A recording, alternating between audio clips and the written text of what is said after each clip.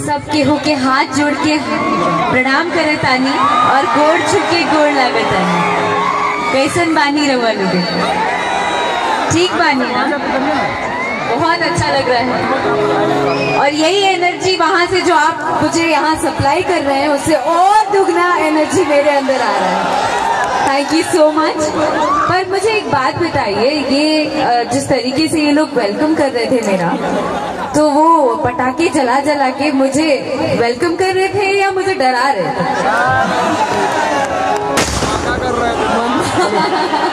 भैया मेरे दिल के बहुत कमजोर बानी जी।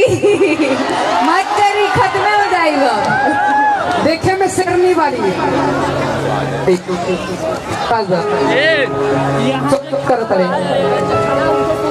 हेलो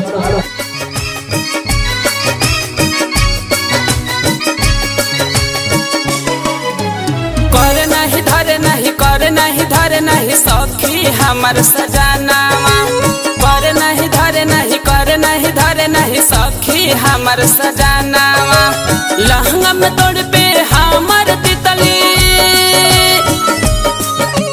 लहंगा में तोड़ पे हमर तितली गावे रोज भजनवा। कर नहीं धरे नहीं कर नहीं धरे नहीं सखी हमर सजानावा। कर नहीं धरे नहीं कर नहीं धरे नहीं सखी हमर सजानावा।